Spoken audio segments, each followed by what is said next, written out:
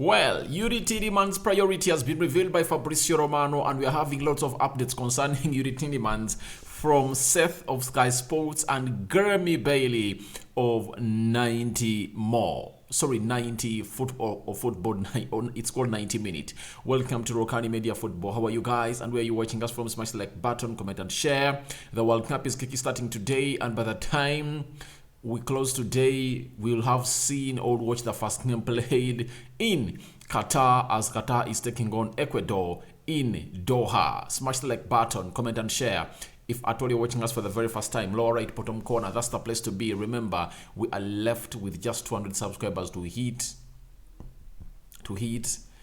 8,000 subscribers on this channel. So guys, be part of this historic moment, and obviously go into the lower right bottom corner, smash the subscription button, smashing it, hit the notification bell that will enable you to get notified every time I upload a video onto this channel that is Rokani Media Football. Let's get into this, as the World Cup opening ceremony is really underway, and I'll bring you the list of the updates when the game is done. Now, we are having Damesh Saith on Arsenal and January. Remember, Damesh Saith is a Sky Sports News reporter, and he's so much a presenter at what we call the Transfer Talk podcast onto Sky Sports. He has told us that I think this could be a unique opportunity for Arsenal this season, and who knows, if one or two players do become available in the window just to strengthen that squad, it could be a difference.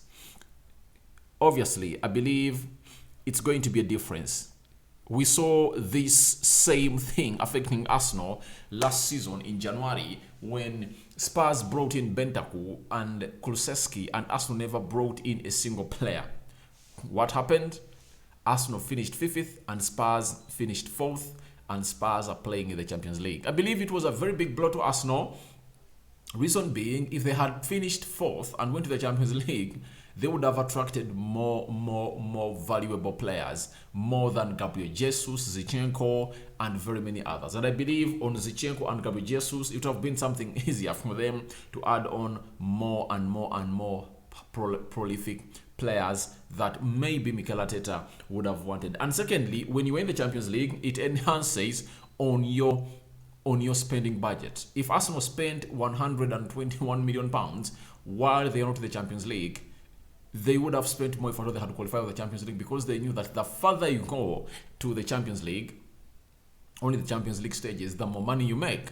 Last season, I read an article that Real Madrid that won the Champions League and all gathered close to £110 million from UEFA, the organizers of the Champions League. So it shows you how much it affected Arsenal, and I don't believe that Arsenal are going to go on and do the same mistake, because they say it's a fool that repeats.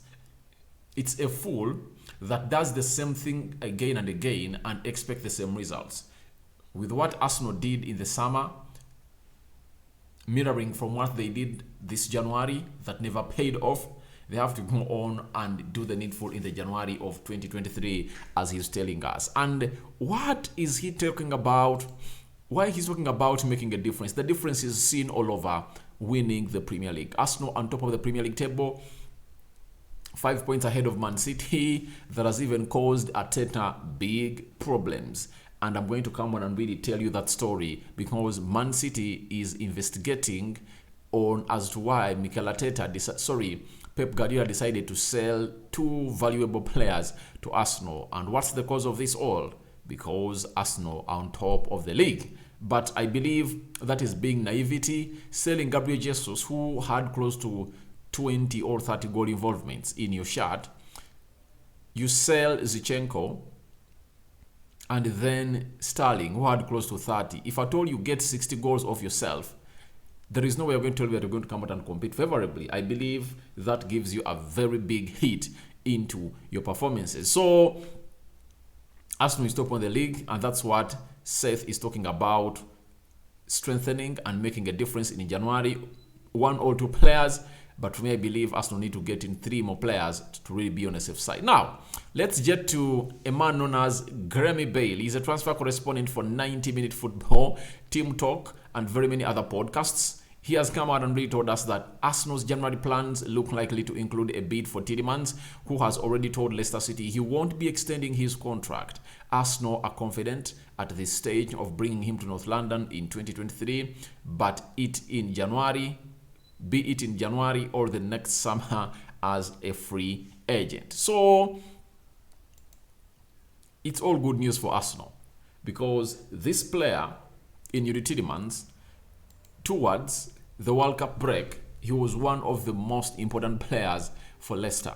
Him and James Maddison have single-handedly went ahead to lift Leicester from the worst season they had, that even led to speculations that maybe Brendan Rodgers, the manager of Leicester City, is left with hours to be sacked from the Leicester City side. But he has turned it around with these two players picking up and pulling the triggers every time it's needed, and Leicester are now at least showing great improvement. And I believe Leicester are one of the teams that are so much affected by the World Cup break because of the form and the rhythm that they had picked. Because when you look at their previous games, they've been winning game in, game out, and Maddison and Tielemans have been on fire. So Tielemans has already told Leicester he's not going to go ahead and really extend his contract. And this was expected. Do you know why it was expected? It was simply because in the summer of 2021, this guy wanted to leave to go and sign for Arsenal. Arsenal fronted £45 million. Leicester wanted 65. The deal failed. But Tielemans had already agreed personal terms with Arsenal. In this summer, again, Arsenal went back. £25 million put on the table. Leicester said, we want 45. You see? Yet, this player is left with just 1 year on his contract. Now, as we approach January, the player will be left with 6 months.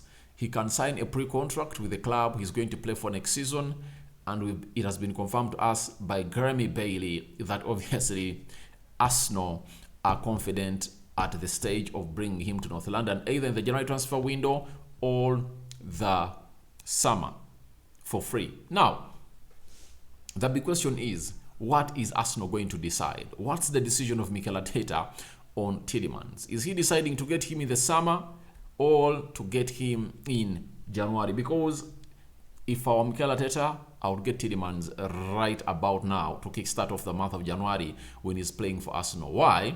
I believe that Granit Xhaka had fell off in the previous 2-3 games for Arsenal towards the World Cup break.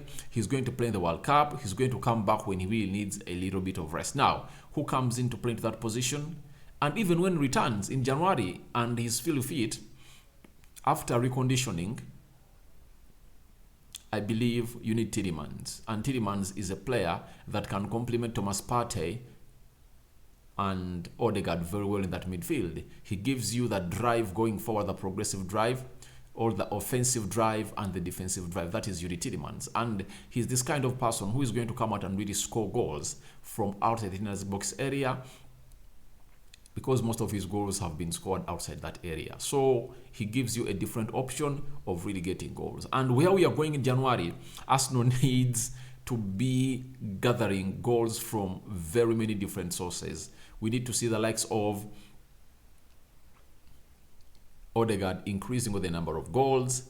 We need to see Gabriel Jesus, Martinelli, Bukayo Saka, Thomas Partey, Fabio Vieira, even defenders, Thomas Partey, Zinchenko, Ben White, because you have to be having your entire team scoring goals to see to it that it will benefit you in the levels that you want to be and go on. Now, as Grammy Bailey was telling us that, then FABRIZIO Romano came out and really told us that it is quite because he will not sign a new contract with the Leicester. Obviously, FABRIZIO Romano is going to hate to confirm what Grammy Bailey told us, that he is not going to extend his contract with. He's not going to extend his contract with the Leicester City. 100% he will leave on a free. He already decided 1 year ago. I see Tielemans leaving on a free, and I see him as a big opportunity in the market. This is FABRIZIO Romano talking to CBS Sport there. So it's really great to see to it that this guy,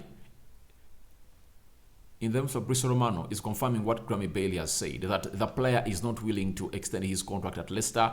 And FABRIZIO Romano has gone further to confirm to us that he decided this 1 year ago when Arsenal came in for him last summer, when he had 2 years on his contract. £45 million put on the table, rejected by Leicester. Leicester were wanting 65, and Arsenal said, all right, let's wait. So Tielemans wants to go to join Arsenal, and he's going to be a very big, and is going to see big opportunities in the market. Now, FABRIZIO Romano has told us that the priority for Youri Tielemans is to find a new club on free transfer.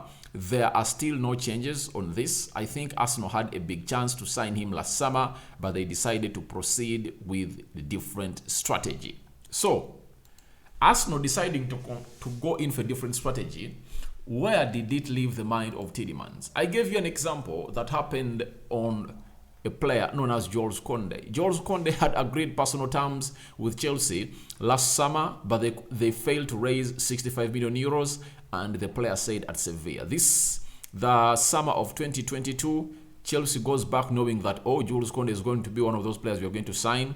Barcelona comes in, convinces him, takes the player. So, and Arsenal going to really see Tielemans being grabbed off by another team? Obviously, very many teams are going to be interested in Youri Tielemans if at all he is really a free agent. And I believe Tielemans is pushing to be a free agent to see to it that he puts himself in a situation of the highest bidder takes it all. When you look at that war, Arsenal can't go into that war with teams like Barcelona. Barcelona is financially lame. They are injured financially. But teams like Manchester United, Real Madrid, PSG, Man City, I believe with the departure of Ilkay Gundogan in the summer, Pep Guardiola would obviously look at Youri Tielemans. The other player that would be looking at is Jude Bellingham, but Bellingham is going to cost north of 100 mil. So instead of going in for a player who is not even Premier League proven, you rather go in for a player who is Premier League proven, that is Tielemans. This is where the battle is going to come in through. And you might find Erik ten Hag also telling the board of United that let's go in for Tielemans. And when Man City and United are into this push and fight, obviously Arsenal can't come in to go into the battle of this money. So United can say we are giving you £300,000 a week. Can Arsenal afford that amount of money yet? Even Gabriel Jesus was given £250,000 a week, and Bukayo Saka is still negotiating on how much he's supposed to earn. I believe the only bullet Arsenal is left with is because Tielemans is an admirer of Mikel Arteta's coaching philosophy. That's it.